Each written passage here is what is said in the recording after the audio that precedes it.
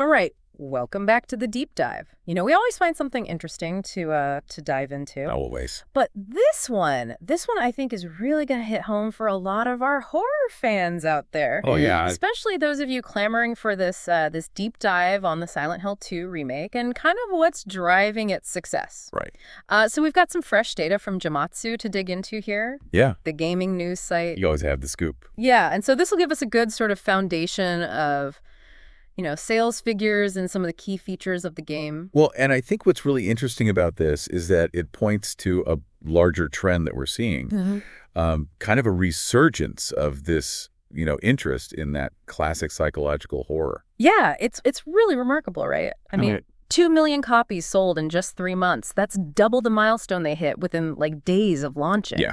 What is driving this frenzy? Well, I think there's a couple things at play here. I mean, obviously there's the nostalgia factor. People who played the original Silent Hill 2 back in the day. Yeah. They're eager to relive that experience, with updated graphics and gameplay. Yeah. I mean, who doesn't love a good dose of nostalgia? Right, exactly. But I think it goes beyond that. Silent Hill 2 always stood out, even back then, for its chilling atmosphere and psychological depth. This wasn't just your typical, jump scare fest. This game really messed with your head, and that's something that has really resonated with horror fans over the years. It's true. I mean, it's not just about the visceral scares, right? It's about getting under your skin and really making you think.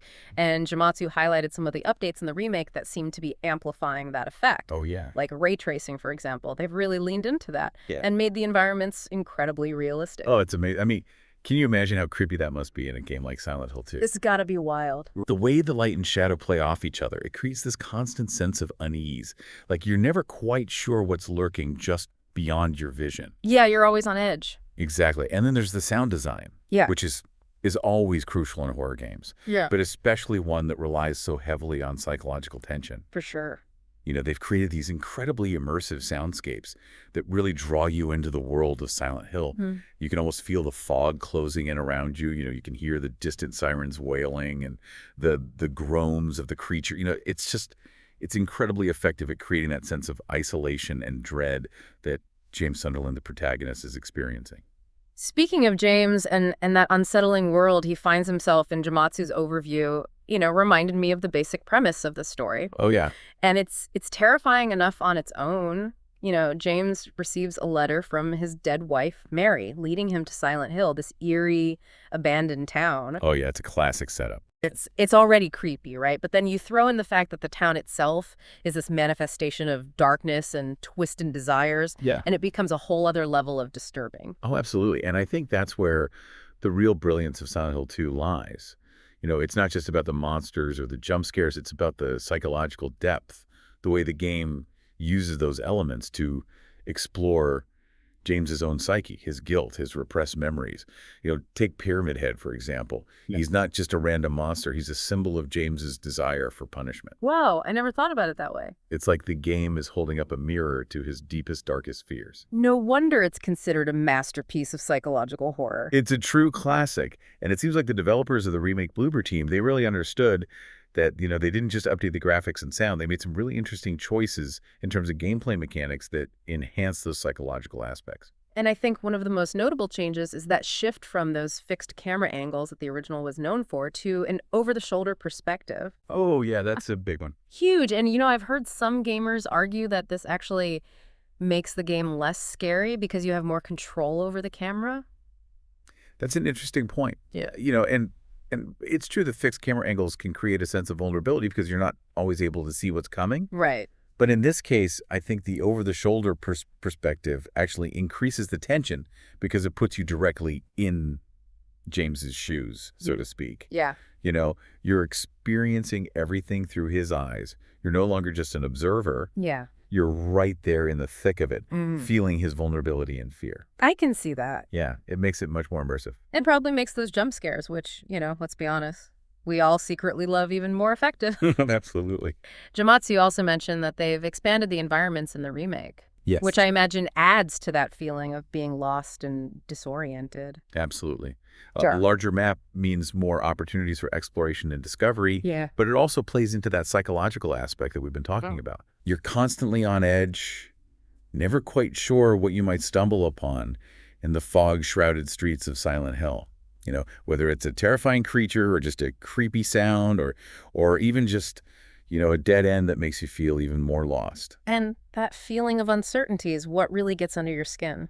It's not just about what you can see, but what you can't see that makes it truly terrifying. Couldn't agree more. And then there's the combat system, which is another area where they made some significant changes.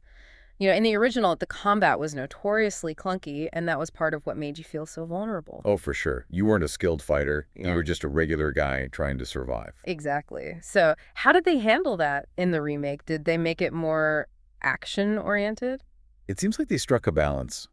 From what we've gathered, they've streamlined the controls and made the combat a bit more fluid, but it's still meant to be challenging and unsettling. Okay, so you're not like a superhero mowing down enemies. No, you're still a regular guy struggling to survive against these horrifying creatures. So they've managed to preserve that sense of vulnerability, which is crucial for maintaining that psychological horror vibe. Exactly. But have they gone beyond just updating the mechanics? Did they make any changes to the AI of the monsters to make them even more terrifying? Well, that's where it gets even more interesting. Okay, hold that thought because we're going to take a quick break, and when we come back, we'll delve deeper into how the developers amplified the horror in the Silent Hill 2 remake and explore the broader implications of its success for the horror gaming genre. Stay tuned. So before the break, we were talking about how they updated the combat. Right. But, also making sure that it still felt really unsettling and maintained that sense of vulnerability. Yeah. But I'm curious, what about the monsters themselves? Did they do anything to kind of amp up the fear factor there? Oh, yeah, definitely. I mean, from what I've seen and heard, they really went all out in making those creatures even more terrifying. Right.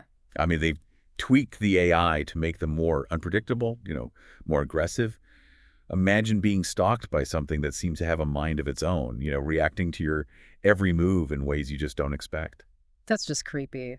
It's nightmare fuel. Yeah, and it's interesting because what always struck me about Silent Hill 2 and Gamatsu's overview really highlighted this is that the monsters aren't just these, mindless killing machines. Right. They're manifestations of James's own inner turmoil. Exactly. They embody his guilt, his repressed desires, his deepest fears. Like the town itself is using his own psyche against him. It's like a twisted psychological puzzle, It is. where you're not just fighting for survival, but also trying to decipher the meaning behind these terrifying creatures.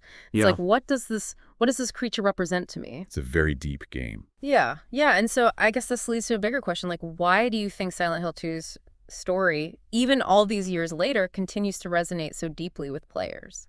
I think it's because it explores that human vulnerability, so well. It doesn't shy away from these complex themes like grief and trauma and the consequences of our actions. It forces us to confront that darkness that can reside within us all. And in a way that's more terrifying than any monster, right? Oh, absolutely. The idea that the real horror lies not out there but within ourselves. It taps into something primal, something deeply unsettling, that fear of the unknown within the shadows lurking in our own minds. And the fact that the game doesn't give you any easy answers, Right. It leaves so much open to interpretation that just adds to the intrigue. It stays with you. It makes you think, it makes you question. Yeah, you think about it long after you've finished playing. Yeah, for sure. And, speaking of things that stay with you, we can't forget the role that Silent Hill itself plays. Yeah, the town in creating that unsettling atmosphere. It's more than just a setting, right? It's a character in its own right. Totally. It's shrouded in this perpetual fog, which, adds to the visual eeriness, Yeah. but also symbolizes the confusion and uncertainty that James is experiencing. Right. It's like a physical manifestation of his mental state.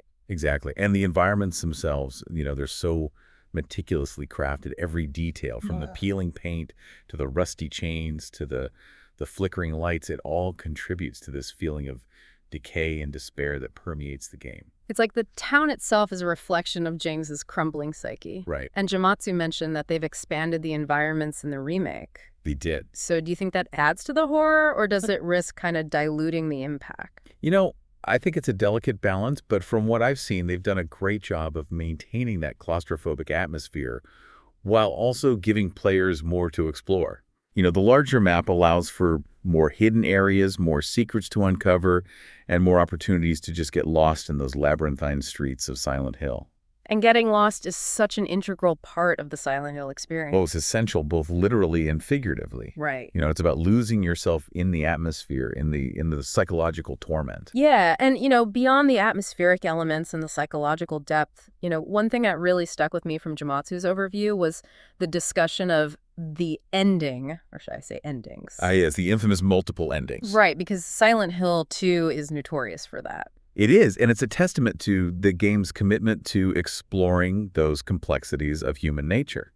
You know, there's no easy answers, no clear-cut, good or bad ending. It all depends on your interpretation and how you view James's ultimate fate. And it really makes you think about the implications of your actions, doesn't it? Absolutely. Like, there's no right or wrong choice. It's all about how you as the player interpret those choices and what they mean for James. And that's what makes it so compelling. Yeah. It's not just a story you passively consume.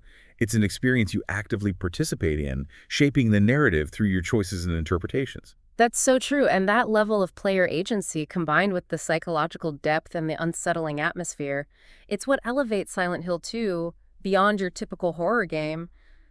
It's a true work of art that continues to captivate and terrify players to this day. And with the success of the remake, it seems like a whole new generation of gamers is discovering the power of psychological horror. It's exciting. It is. It really is. So I guess the question is, what does this mean for the future of the horror genre? I mean, is this a sign that things are changing? Well, it's hard to say for sure, but it certainly seems like the remake's success could indicate a shift in player preferences.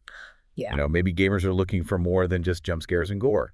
Yeah, like they're craving something deeper, more meaningful. Exactly. Experiences that stay with them long after they put the controller down. Yeah. Experiences that challenge them intellectually and emotionally, not just viscerally. It's like we're moving beyond the haunted house type of horror and into something more profound. Right. Something that explores the darker corners of the human psyche. And that's where things get really interesting. Yeah, and it's like you were saying before the break, right? About how the Silent Hill 2 remake, it might actually indicate this bigger shift in what horror fans are really looking for these days. Well, and I think it speaks to this broader trend we're seeing in all of entertainment, really. I mean, think about how popular psychological thrillers have become in movies and TV shows. Oh, for sure.